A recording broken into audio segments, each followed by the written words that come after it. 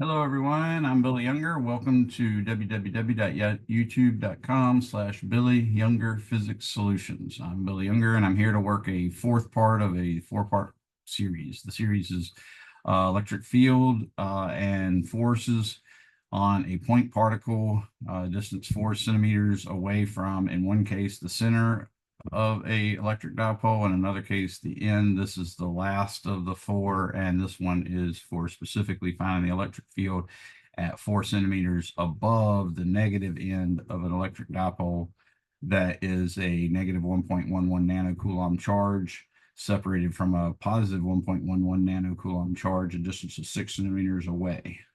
And in this case, we're going to first use Coulomb's law to calculate the electric fields, add the electric fields, and then once we get a vector solution for the electric field at the point directly above the negative point charge of the dipole, then we're going to use F equals Q times E to compute the force, and we'll see that we get exactly the same force that we had in part one, or actually it's part two of the four-part series. So let us begin. I'm going to start by sharing my iPad screen with you. On the screen, you'll see that we actually have the problem written out in words and a diagram made already. What we're trying to find in part A, it says an electric dipole is constructed by a charge of negative 1.11 nanocoulombs separated by a distance of 6.00 centimeters from a charge of Q2 equals 1.11 nanocoulombs. The question A is, what is the electric field at a point 4 centimeters above the negative charge, comma Q1? And part B is, what if a charge of capital Q equals 1.00 millicoulombs is at that position, what will be the total force on the big charge Q? So that's our problem. Let's go ahead and begin. I'm going to start off saying solution. Now, the solution is going to require us to make use of a couple things. For one thing, we know that the electric field, according to Coulomb's law, can be written using this K, which I don't really care for that much, but it's K times Q over the distance between Q and the point at which we wish to know the electric field squared. So R, like I said, is the distance between the point at which we wish to know the electric field and the distance and the point at which the charge Q causing the electric field is located. So once we find those two things, for instance, in the case of charge Q1, the distance would just be the 4 centimeters.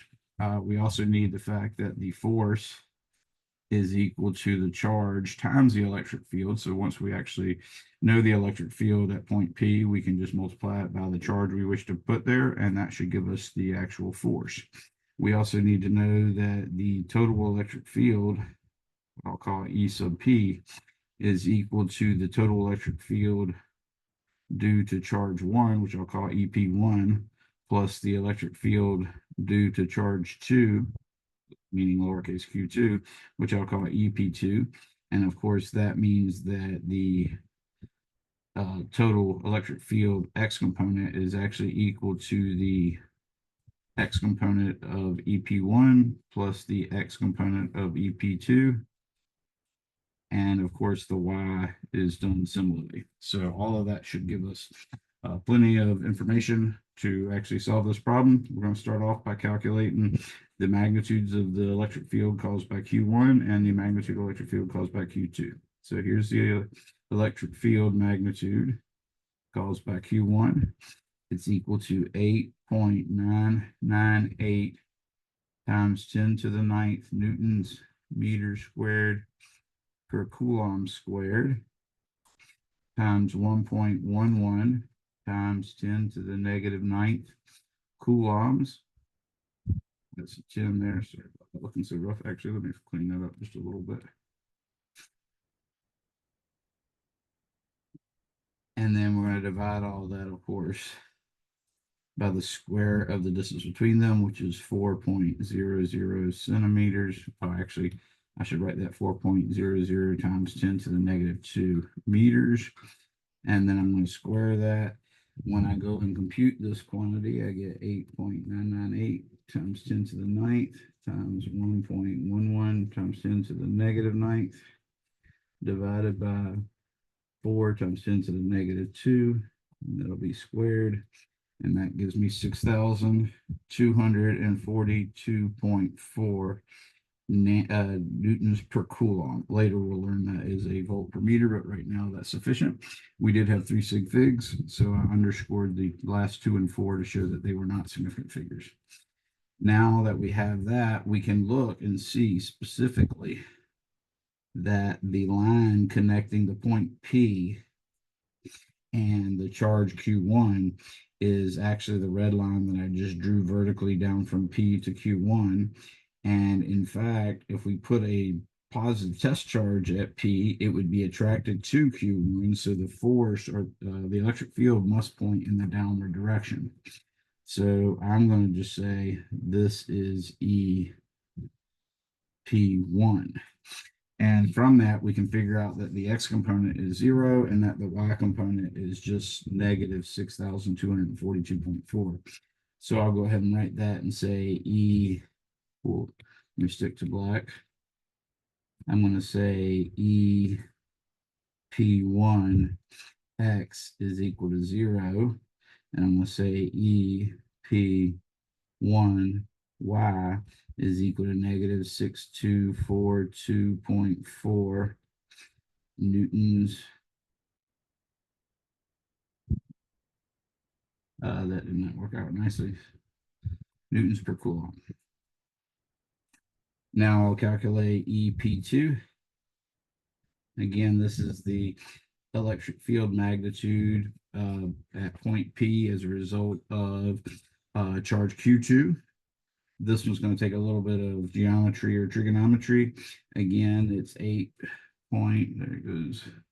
It's 8.998 times 10 to the ninth newtons meters squared per coulomb squared times 1.11 times 10 to the negative ninth. Notice again, I am not using the sign of the charge in the charge for the equation for electric field or the force. Now the distance is a little bit more complicated, but I can go over here to the side and make some sense out of it by just drawing the right triangle that's formed. Basically, we have 6.00 centimeters horizontally from Q2 to Q1. And then we have 4.00 centimeters vertically.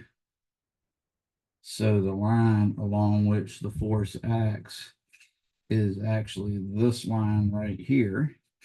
And we can see using the Pythagorean theorem that this is 7.2111 centimeters. Again, I'm going with the practice of adding too many sig figs, but I'm keeping 2 extra ones.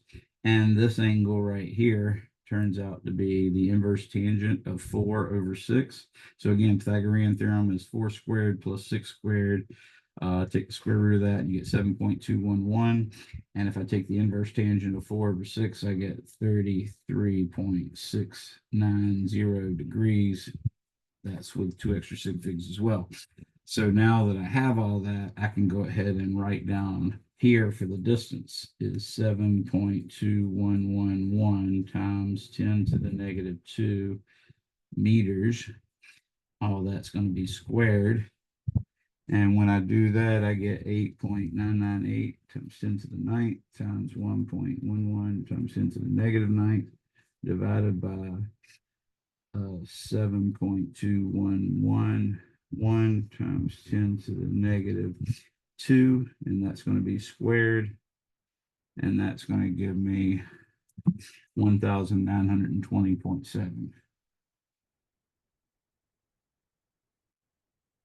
newtons per coulomb, with those last 2 digits being non-significant. Now, in this case, if we put a test charge at point P, which, by the way, in our little trigonometric drawing is right here, if we put a positive test charge there, it would actually be repelled by Q2.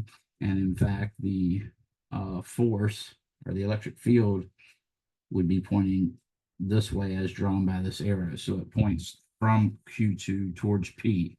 That's the actual direction. From that, we can see that we get a positive EP to Y, and we get a negative, which I'll treat as red, and we get a negative EP to X. So now we're just going to go about computing those. So EP to X is equal to, we're forcing the negative, so I'm going to put a negative there, and then I'm going to say 1920.7 newtons per coulomb times cosine 33.690. Notice I'm still using 2 extra sig figs. So when I take 1920.7 times cosine 33.69, I get 1598.1. 598.1 newtons per coulomb. Again, last two are underlined. And when I do EP2 sub Y, that one's going to be a positive, so I force it. 1920.7 newtons per coulomb times the sine of 33.690 degrees. In this case, it's 1920.7 times sine 33.69 gives me 1065.4 positive. And that's newtons per coulomb. So now all we need is to figure out what this electric field vector is. And then once we have the vector, we can just multiply that by the electric field, or excuse me, by the charge that we want to put at point P, and that'll give us the actual force. So we're still in part A. So the electric field in this case, we see has a X component, E, P, X, which is the sum of the X components. Of course, the first one had no X component because EP1X was purely in the Y direction.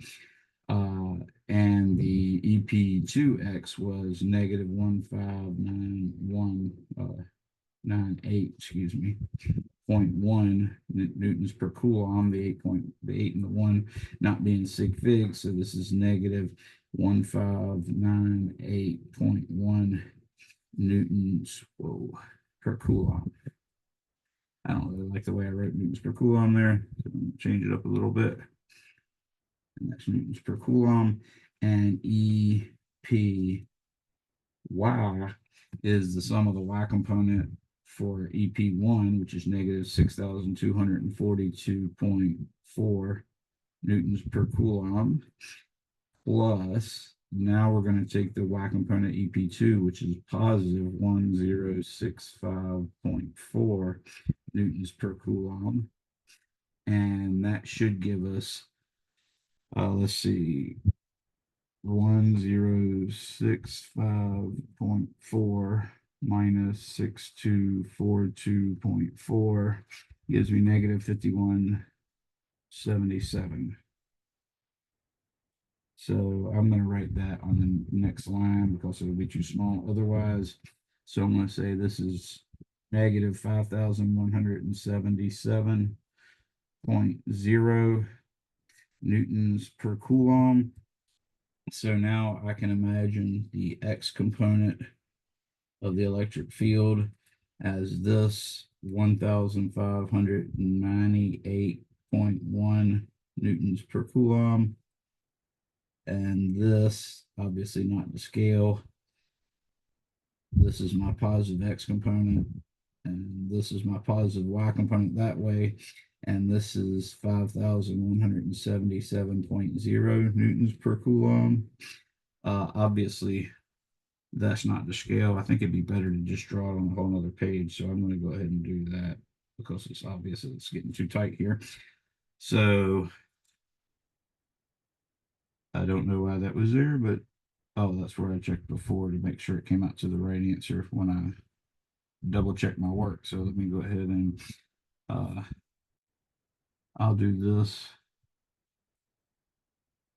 What I'm going to do is just insert a blank page in between it and put it right there so we can quickly refer to it. So now I'm going to say paste page right here. Oh, that didn't do what I meant to do. I'm going to say right here, paste page. There we go. So what I have is an electric field in the x direction of 1598.1. So I'm going to draw my coordinate axes. And really all I need is the third quadrant more than anything. So I'm going to draw it like this. This is going to be my positive y, and this is going to be my positive x. And what I had was a negative x component, which is 1598.1 newtons per coulomb. And then I had a y component of negative 577.0 newtons per coulomb. Okay, so the net electric field magnitude is equal to the square root of 1,500, or excuse me, 15,000, no, 1,598.1 newtons per coulomb, keeping track of the non-significant figures, squared plus 5,177.0. Yes, they were both negative, but the main point is that once you square them, they're going to become positive, and that's Newton per Coulomb squared. Now, the trick to this when you're trying to deal with sig figs is you've got to square 1,598.1 and you got to square 5,177.0, and then you got to track sig figs. So to do that, I'm going to write out a little bit of what I try to do just to make sense of it. So 1598.1 squared is going to be 2553923. I'm going to actually do that on a whole different line rather than try to fit it here because I think it'll be too hard to make sense of. So I'm going to say it's, I don't know why I started writing in red, but I guess I'll continue. Square root of 2553923.51, or excuse me, 0.61. And that's Newton squared per Coulomb squared. And notice we only had 3 sig figs, so the first 3 is all that's significant, which means the thousands place, the hundreds place, the tenths place, the ones place, that was the tens place, not tenths place.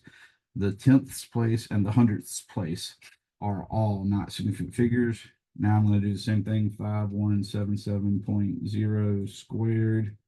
This one's going to be even bigger. It's going to be 268.01329.0. Now, only the first 3 of these were significant figures as well. Actually, yes, first 3 of these. So it's 268.01329.0. So in this case, we see the tenths is not good. The hundredths is not good. The ones, the tens, the hundreds, the thousands, and even the 10,000s are not good. So basically what we do is we realize that when we add these, it's only going to be good to the 100,000ths place. So when I add these two quantities, I'm going to say 268.01329, which is basically 26,801,329. I'm going to add that to 2,553,923.61.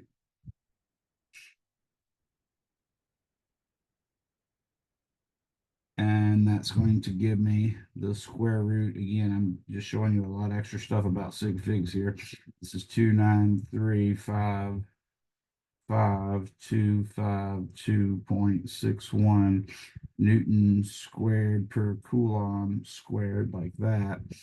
And what we see is the 100ths with a th place is not significant. The tenths with a th is not significant. The ones, the tens, the hundreds, the thousands, and the 10,000s are all not good, specifically because the 268 was only supposed to have 3 sig figs, and that means that the hundredths, th again, tenths, th again, ones, tens, hundreds, thousands, 10,000s are not good. So we can see in this case we do get exactly 3 sig figs again. But that's sort of the pain that you have to deal with, and that's why so many, in my opinion, that's why so many homework computer systems as well as solutions manual have erroneous sig figs, because it's just a pain to do that. So this gives me the magnitude of 5,418.0 newtons per coulomb. Again, we only had 2 sig figs, so the 8 and the 0 are not significant. I'm also going to say that this angle right here is phi. Notice, of course, this angle from here to here is 180 degrees. So whatever angle I get for phi, I'm going to add 180 to it, and that'll give me the angle in standard position, i.e. measured positive as counterclockwise from the positive x-axis. So to do this, I'm going to say phi equals the inverse tangent of 5,177.0 divided by 1598.1. Again, the 8 and 1 are not significant figures. So I'm going to say shift tangent inverse parenthesis 5177 divided by 1598.1. 8.1. And that gives me 72.84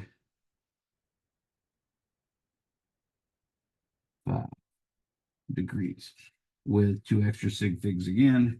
So finally, I can report that the electric field at P is equal to, first off, I can write it as IJK notation.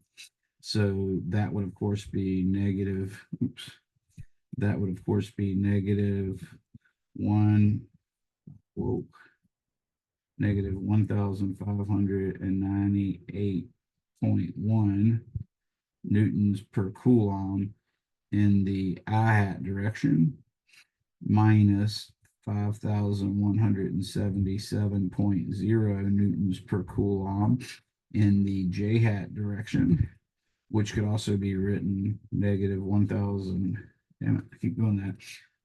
That could also be written negative 1,598.1 newtons per coulomb x hat minus 5,177.0 newtons per coulomb in the y hat direction. Those are both acceptable, but we can also record it as 5,418.0 newtons per coulomb at, now if we subtract 20 from 7288.845, that'll make the 180 go up to 200. So this is now going to be 252.845 degrees. Clearly, the 4 and the 5 are not sig figs, but that is ultimately our electric field answer for part A. Okay. So for part B, we want to know F, which is equal to Q times E, which in this case, F, and by the way, this is a vector equation. In this case, FP is actually, I shouldn't even call it FP. I should just call it plain F, because this is a force not at P, but the force on Q at P. So I could say the force at Q at P if I wanted to, or I could just call it F, which I'm just going to call F. So anyways, this is equal to Q times the electric field at P. And Q is equal to 1.11 times 10 to the negative third coulombs. And E is equal to 5,418.0 newtons per coulomb in magnitude, but we're going to say at 252.845 degrees. So that's actually okay when we're multiplying like this. And we'll get F is equal to 5418.0 times 1.00 times 10 to the negative 3. You can see that's 5.14. So that's 5.41. So this is 5.4180 newtons. And since we multiplied by a positive quantity, positive 1.11 times 10 to the negative 3, the direction doesn't change at all.